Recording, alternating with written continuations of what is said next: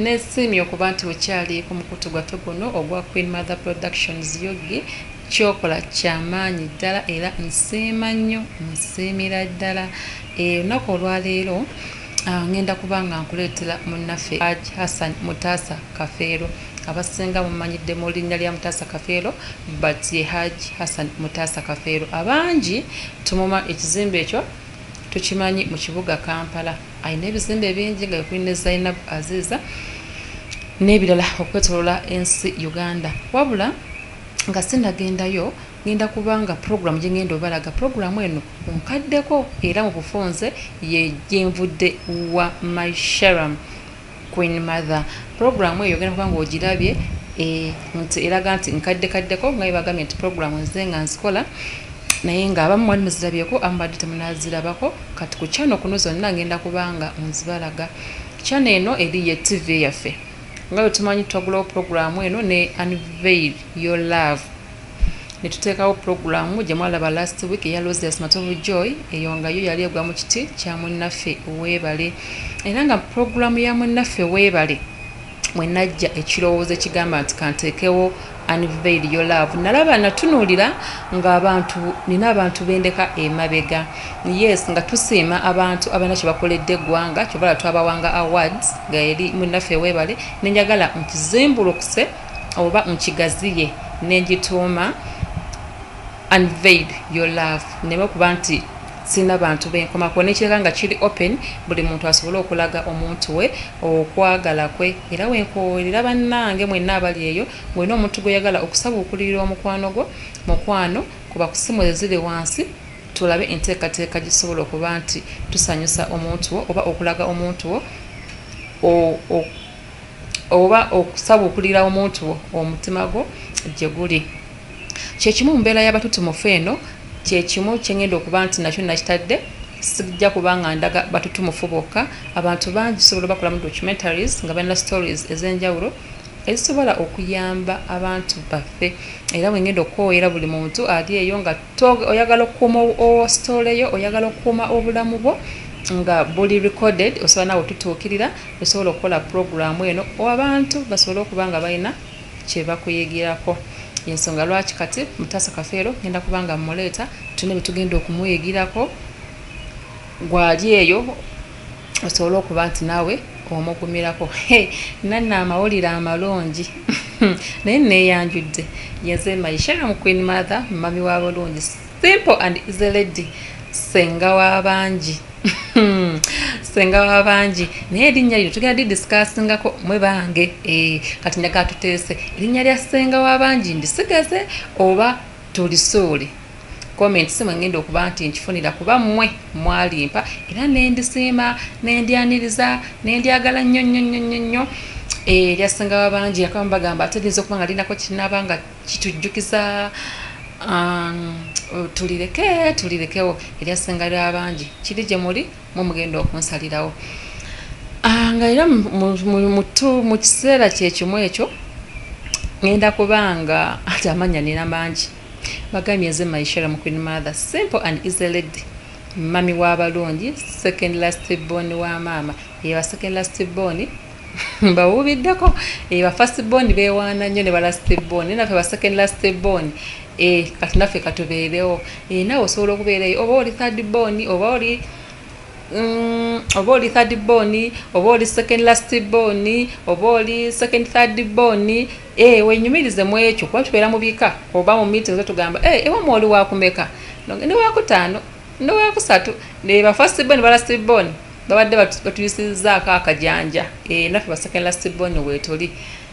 kakati ndi musanyufu nnyo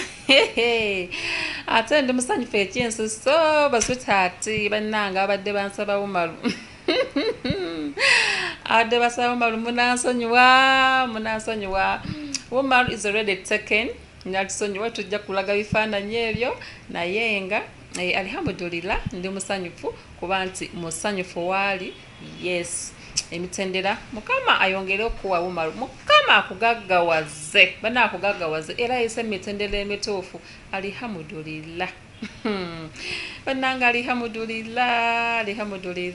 Yes, abatannafuna temufaayo mujja funa musajja Allah agenda baba abasajja abalinganga umalu abadde bamwetaaga.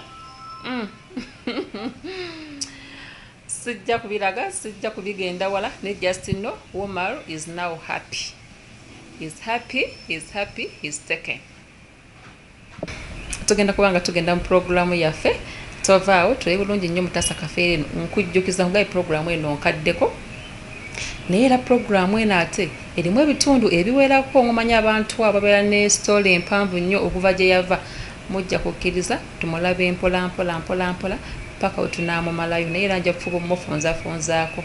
Baagala nnyo katugende Mwami Haji Hassan Mutasa Kafeero.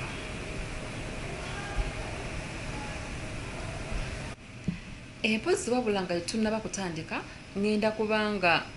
nkuba okoola kuba mulanga koola mulanga tugenda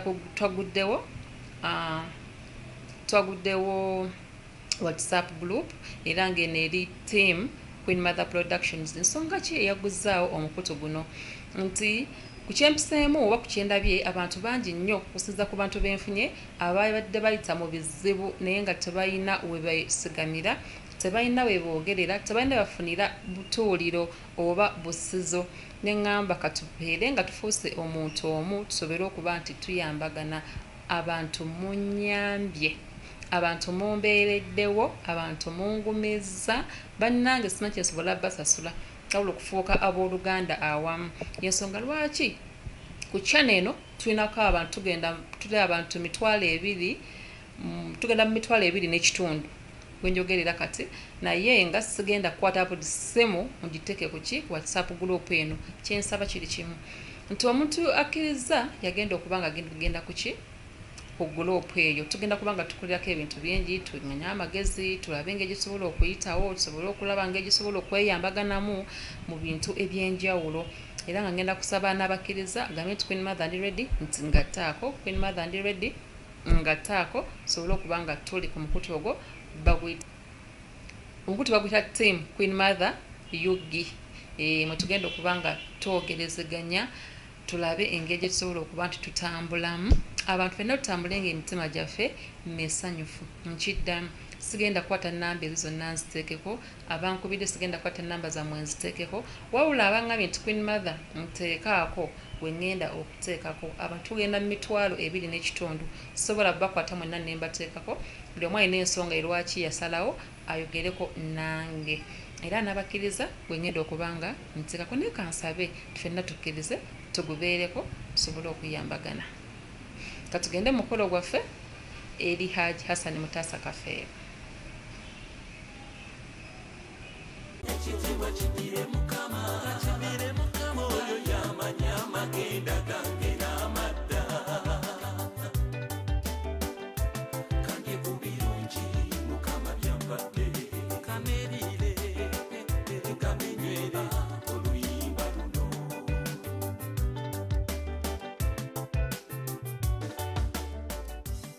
Omututumufu waffe olwaleero y'omwami Mutasa Kafeero. Abangi muli eyo mwebuuza omwami ono ssente yazijjawa, omwami ono biki ebimufaako, abangi ne mugabye mutamanyi. Naye olwaleero tuli makaage ebweyogerere, agenda kuba atubuulira obulamu bwe, yabutambuza atya, ssente yazifuna atya, ye abaffe baani abamuzaala. Kaseera kano tuli naye agenda kuba nga atubuulira ebifa ku bulamu bwe. Tusanze okulaba ssebo. Omulabi wa Star TV yandyagadde okumanya amannya go mu bulambulukufu. Wabasinga tumanya Mutasa Kafeero, tetumanyi oba eriyo erinnya eddala. Amannya era nga bw'ogawulira ndi Haji Mutasa,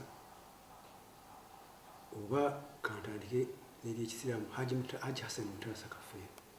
Haji Hassan Mutasa Kafeero. Abangi babuuza nti omwami ono Muganda, Muswayiri, Munyankole, ekituufu kye ki? Kwa programu twaga tumanyisa abantu ebikwata ku bantu nga mmwe. Weebale nnyo. Ekibuuzo ekyo kirungi nnyo, naye okimbuzira lwakuba endabika yange nkulabikira nga atali Muganda oba? Kituufu nnyo, si nze nzekka n'abali eyo bwe natuukidde ogamba nti kati kujjayo abantu basobole okukumanya. bagamba nti omwami ono ye muwalabu munyakole muki twagala kuba endabika yo mu butuufu erabika nga olinga atali weno mu Buganda ate nga erinnya erya Mutasa Kafeero liraga nti oli wankima. Nze nandigambye nti okufaanana si Luganda ate n'okufaanana n'obukojja nakyo kikkirizibwa ate era bw'ofaanana n'obukojja tekikugisaako ggwanga lyo nakikaakyo. N'olwensonga eyo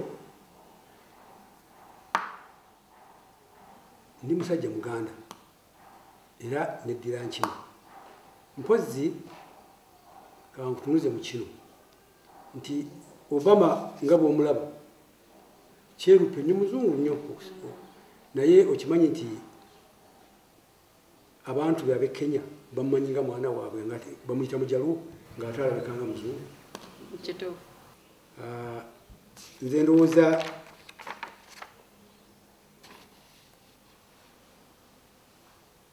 ekyokufaanana si bwe buzaali bw'omuntu ate bwobanga njala nkutegeeza nti bwobanga onoonya Omuganda omutuufu abeera ddala ku nsibuko y'Obuganda nga bamukutumye nti oba waddagala ogendanga omunoonyezanga mubalala wa Mutasa oba ogendanga Embaale n'omunoonyeza mu bakakungu Semeki Kakungu kubanga bw'omanyi Abaganda abaakulu bajjako buzzi bw'awangaalirako emyaka enkya n'afuuka Muganda ate yavumagana amawanga naye nga oyo aba Omuganda omutuufu. Nze ndowooza nti Omuganda omutuufu yandibadde oyo aviira ddala ku Baganda bali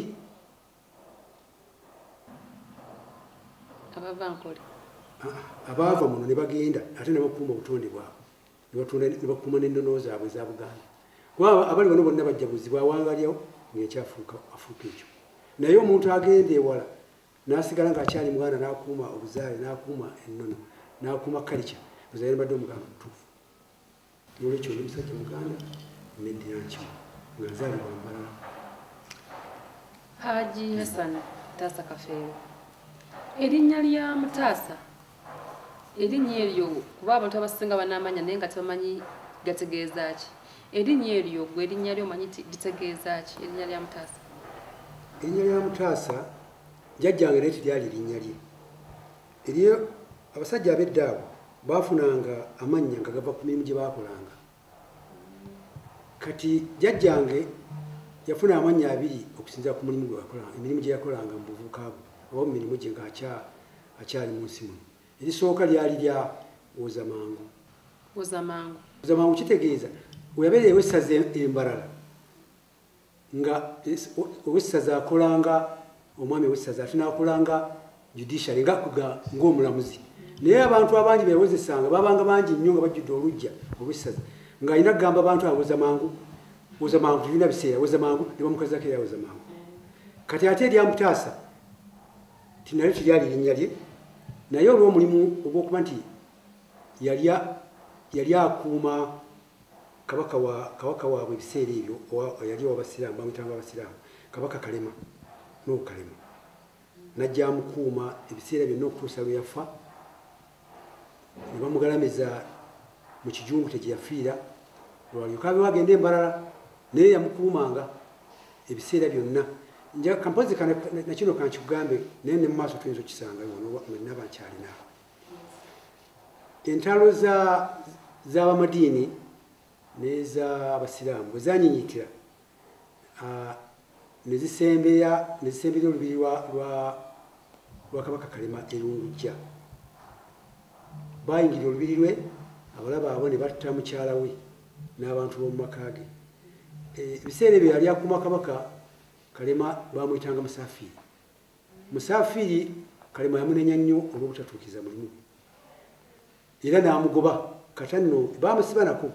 Ebyafayo bwe bigamba kati okuva olwo Mutasa n'akulya ekibinja ekyakuumanga Kabaka bakiyitanga Kitaasa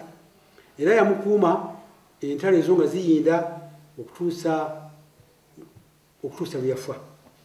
era ne lifuuka linnya lye n'ayitibwanga Mutasa. Kwegamba lingawo kutaasa Kabaka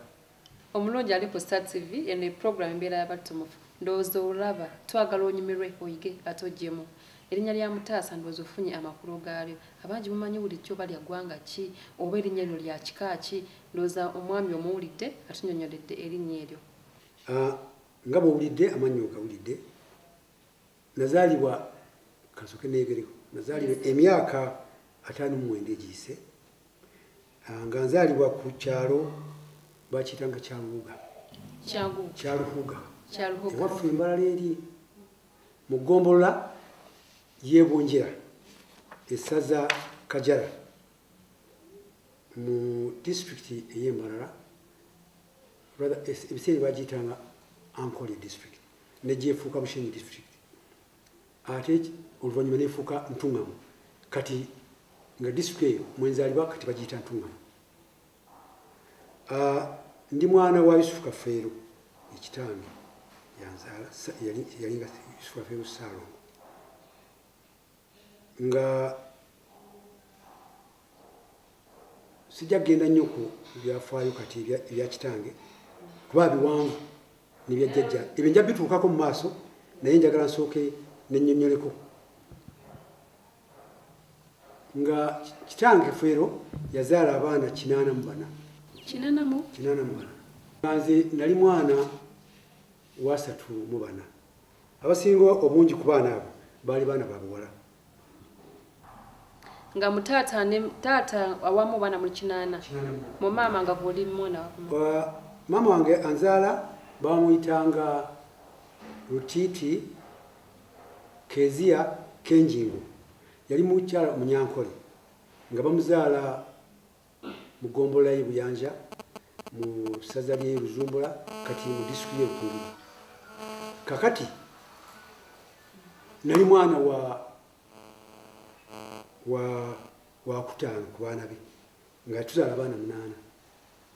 8 kitegeeza wafaanana bukojja maama Yoweri of course kitange ye nga bw'owulidde naye nga maama Yoweri nga ndi musajja mufumbo mpangalya ku mitala 2 ogwebweyogerere wano mu Kakajjo ne ku lw'eggayaaza era nga abaana n'abakyala nina nga bawerako kyenyinza okugamba nga tugenda mu maaso mukulu Mutasa Kafeero twaga otambule ku lugendo lwawo wasomerako kuba twaga tumanyi gye watandikira kuba abantu abamu bagamba omwami oyo teyasoma zinange simanyi kati gwe omutuufu otunnyonnyola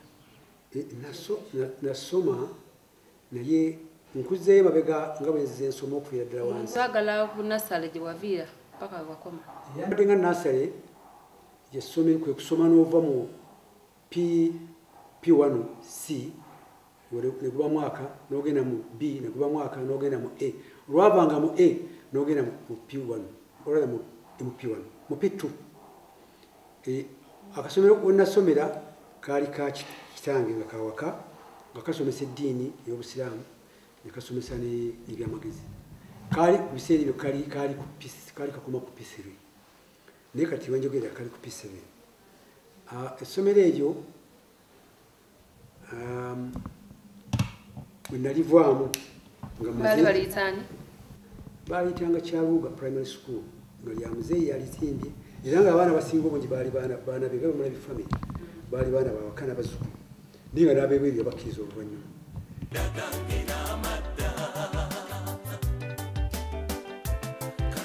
omuzikiti gwenkulembera mukadde we Yusufu Kafeero yaweereza ettaka lino era n'abeeranga naye azimba ku muzikiti guno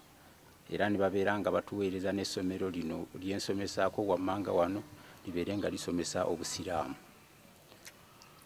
era n'ettaka kwonna kwe tutudde mukadde we Yusufu Kafeero yaliweereza nasomesa Hassan Mutasa mu mwaka gwa 1965 yali mwana muto nga ava mu maka ga muzeeyi Yusufu Kafeero ekyaruhuga mu Kazara Mwankole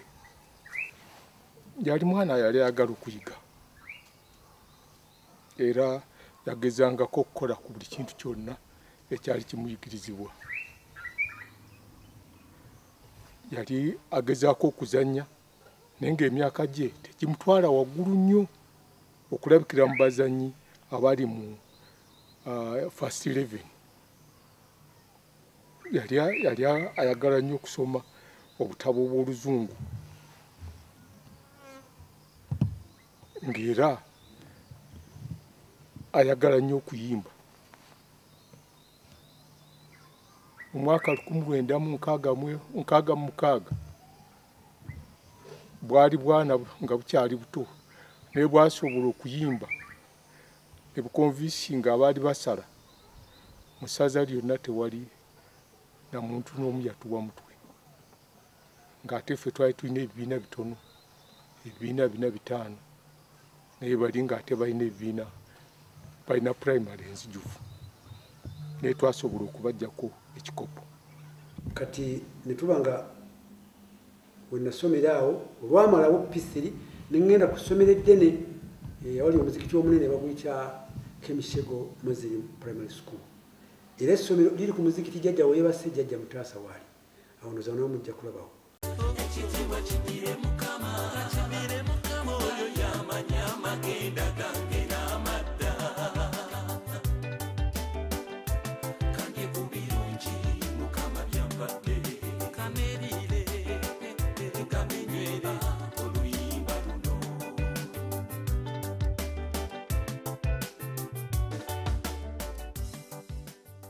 Nensanga basomye eddiini bulungi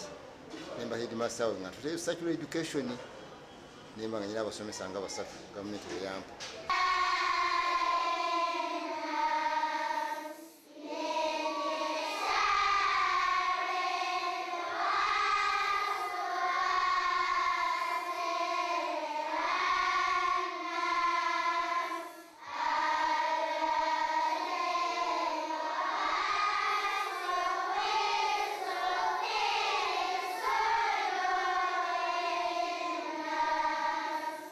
Essomero eryo nga era liri ku ttaka lya jjajja n'omuzikiti era jjajja yaguzimbira ogwasooka ddala ogw'essubi era weebase awo nasoma primary olwo nga nva ku P4 n'entuuka ku P7. Olwo mwasomanga mu lulimi ki? Olulimi lwe twasomangamu lwali lulimi Luganda, kyewuunyisa ate nga kituufu. Awaka ewaffe twasomanga mu Luganda, awo nno nkulaga amaanyi nga culture y'Abaganda bweyina amaanyi era nga ensigo ya Buganda kwe tusobola kubula. Twasomanga mu Luganda ne ku primary eri gye nkugambye ewa jjajja nga tusomera mu Luganda, tusoma mu Luganda era kyemmanyi na kati Oluganda lukyakola ndudde okumanya ebifaayo. Luyinza okugenda nga oluffe eb'ennaku zino olw'enkyukakyuka y'ensi naye nze we nasomera n'okumala primary awo nawonna nga tukozesa Luganda naye mukati awo newaffe awo Luganda lwakolanga. Mutasa nga tusoma yali muvuka mulungi nga wampisa nungi naye kwegamba okulaba nti yali ansingako emyaka 2 mu kusoma. Twali tumale ennaku nga simulaba kubanga yali ayagala nnyo okusoma nga tayagala kwonoona budde. Naye Mutasa n'ekirungi kye namuyigamu nga omusajja Omuganda yanjigiriza Oluganda. Ekyo kituufu ekikule kye nafuna ku Mutasa awo na Hassan. Ate jjukira nti nga tetusobola kwogera Lunyankole olw'ensonga bakitaffe okuva ku kitaabo n'okuva ku tteeka lye baali bayisizza erya Baganda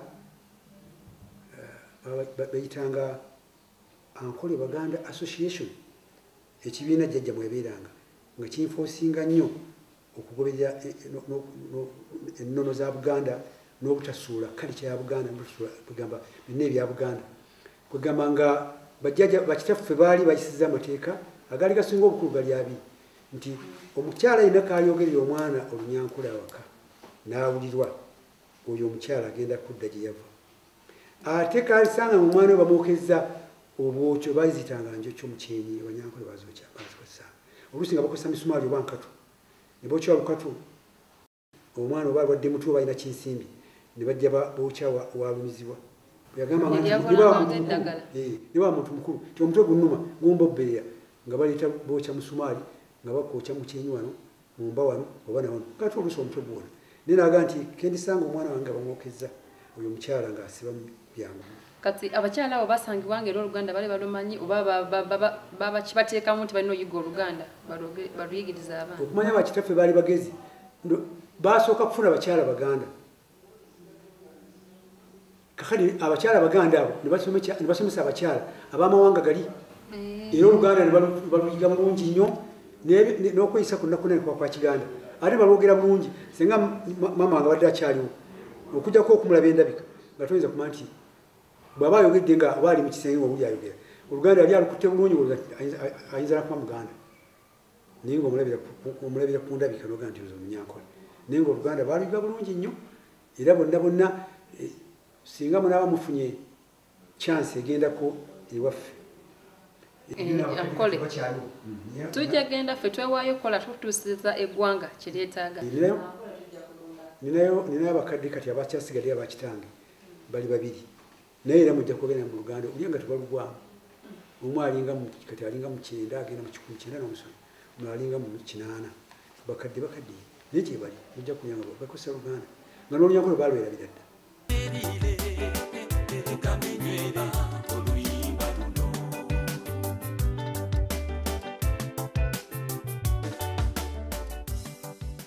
banyina fena tuli banankole oyali muganda kati yenzirane nyina wasaibu yajanga ntweyagala ate bagira nale yabaga embuzi n'amagamba ati nze sirya nkokwe nagigaana okomye ng'ovudde kasomero kali akeeka ogenze kuli ku muzikiti osomye primary ovudde mu nursery primary kati olwonvaawo mu primary school bwe navaawo neŋŋenda ku ssomero baliyita Makobole high school Kinyasaana lisanga balukungiri eyo nensomero senior 1 okutuusa senior 4 kyenzijukira kyenakola mu ssomero omwo oba obuvunanyizibwa bwe natwala mu ssomero nali monitor mu class nembaako ne ku kakiiko nemba nga era ennyumba yaffe bagitanga Uganda House nga nze nali njikulira ekitiibwa kigire mukama oyo yamanya amagenda gange n'amadda nze mu biseera ebyo naliko ku kakiiko k'essomero era nga koolwo eyali kyeyamaani w'essomero yali mwami Yusufu Serwanga. Omwana oyo yatuuka okukulembera essomero nga banne bonna bamulonzi okubeera prefect olw'empisa ze n'ebintu bye yakolanga ebisanyusa mu ssomero ng'okuzannya omupiira n'okubeera smart. Yali muyonjo nnyo ate n'okubeera nti yali alina empisa nnungi. Kyamusobozesa okukulembera essomero ebbanga lye yamala ekemuseko. Nembeerako mpozi omukiise ow'olukiiko lwe bayitanga school council nga nkiikira ennyumba yange eyo essomero. Mpozi n'ekirala kyenzijukira mu secondary school omwo kwe kuba nti nava dda nga ninamu okugamba omwoyo ogw'okunoonya ssente n'okusuubula. Era ku bintu byenzijukira bye nakola kwe kuba nti nali nsuubula sigala nga nze mutunda nze muleeta mu ssomero oba abaana bamunywanga twatukanga mu kiseera ekya break abaana olwafulumangamu waliwo twayitanga common market kugamba olina okweteewuluzaako mu break abaana sigala nadabanga sigala natundanga ne capsules ku balwadde abaliwadde obulwadde obw'ekikaba nali njize n'okukuba empiso nakubanga empiso za PPF